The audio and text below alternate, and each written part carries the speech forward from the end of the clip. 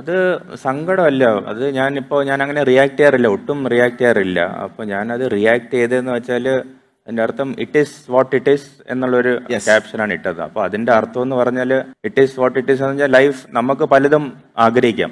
നമുക്ക് ഇന്ന് ഇവിടെ ഇരിക്കുമ്പോൾ എനിക്ക് നാളെ അത് ചെയ്യണമെന്ന് ആഗ്രഹിക്കാം, അല്ലെങ്കിൽ നാളെ അതായി മാറണമെന്ന് ആലോചിക്കാം. പക്ഷേ ലൈഫ് നമ്മുടെ പ്ലാൻ അനുസരിച്ച് പോകണമെന്നില്ല. Sometimes we have to just accept it is what it is.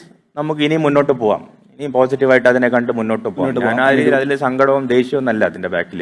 അപ്പോൾ ഇത് ആദ്യമായിട്ടല്ലല്ലോ, നമ്മൾ ഒരു ക്രിക്കറ്റ് ആകുമ്പോൾ, ഒരു കരിയർ ആകുമ്പോൾ, അല്ലെങ്കിൽ ബ്രോന്റെ തന്നെ കരിയർ ആകുമ്പോൾ we will definitely go through lot of challenges. തീർച്ചയായിട്ടും നമുക്ക് പലതും വരും, പലതും നമ്മൾ വിചാരിക്കുന്ന പോലെ നടക്കും, ഒരിക്കലും പോകുന്നില്ല. അപ്പൊ അതാണല്ലോ ഒരു ലൈഫിന്റെ ഒരു രസം എന്ന് പറയുന്നത്, ഒരു ജ്യൂസ് എന്ന് പറയുന്നത് അതാണല്ലോ. അപ്പൊ അതിലൂടെ നമ്മൾ പോകുമ്പോൾ ഒരു രസമാണ്. അപ്പൊ നമ്മൾ ഇന്ന് വിചാരിക്കുന്ന പോലെ നാളെ എല്ലാം നടന്നു തുടങ്ങിയ പിന്നെ ഒരു ബോറായി മാറൂലേ. അപ്പൊ ഒരു രസത്തിലൂടെയൊക്കെ പോകുമ്പോൾ നമ്മൾ ഇമോഷൻസ് ഉണ്ടാവും. അപ്പോൾ ഇമോഷൻസിനെ നമ്മൾ എങ്ങനെ ഓൾട്ടർ ചെയ്യും? നമുക്ക് ദേഷ്യപ്പെടാം, ഡിസപ്പോയിന്റഡ് ആവാം, നമുക്ക് കുറ്റം പറയാം. പക്ഷെ ഞാൻ ചെറിയ പ്രായത്തിൽ എൻ്റെ മുകളിൽ ഫോക്കസ് ചെയ്യാനാണ് ഇഷ്ടം. ഇപ്പോൾ നമ്മൾ റിസൾട്ട് ആഗ്രഹിച്ച റിസൾട്ട് വന്നില്ല, അപ്പൊ നമുക്ക് ഭയങ്കര നോർമലാണ്. നമ്മൾ അത് കാരണം എനിക്ക് വന്നില്ല, അല്ലെങ്കിൽ അയാൾ കാരണം വന്നില്ല, അല്ലെങ്കിൽ അവര് സിസ്റ്റത്തിന്, നമുക്ക് എല്ലാവരെയും പറയാം. പക്ഷെ എൻ്റെ ഒരു ശീലം ചെറുപ്പത്തിലെന്ന് വെച്ചാൽ എൻ്റെ ലൈഫിൽ എന്തെങ്കിലും എനിക്ക് നടക്കാതിരിക്കുന്നുണ്ട്. അപ്പോൾ ഞാൻ ഫസ്റ്റ് ഏറ്റവും കൂടുതൽ പിൻ പോയിന്റ് ചെയ്യുന്നത് എന്നെ തന്നെയാണ്. ഞാൻ എന്ത് കുറവ് ചെയ്തിട്ടാണ് എനിക്കത് കിട്ടാതെ പോയത്? ഞാൻ ഒരു 100 അടിക്കുന്നുണ്ടെങ്കിൽ എന്തുകൊണ്ട് ഞാൻ 200 അടിക്കുന്നില്ല?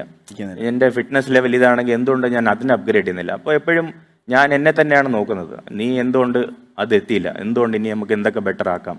അപ്പോൾ ആ ഒരു ശീലം ചെറുപ്പത്തിലെ ക്രിക്കറ്റ് എന്നുള്ളൊരു സ്പോർട്സ് എന്നെ പഠിപ്പിച്ചിട്ടുണ്ട്.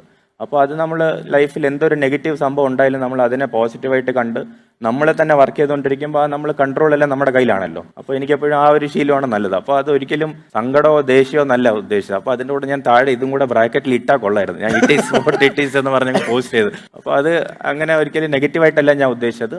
Life has given you this, you have to accept it and move on. Yes, എന്നിട്ട് അതിനുവേണ്ടി വർക്ക് ചെയ്യുക, കുറച്ചുകൂടെ പിന്നെ വലിയ ഓപ്പർച്യൂണിറ്റീസിന് വേണ്ടി കാത്തിരിക്കുക, അതിനുവേണ്ടി വർക്ക് ചെയ്യുക എന്നുള്ളത്. ഉറപ്പായിട്ടും ആൻഡ് കൺസിസ്റ്റന്റ് ആയിട്ട് നമ്മൾ നമ്മുടെ കരിയർ മുന്നോട്ട് പോകുന്നു.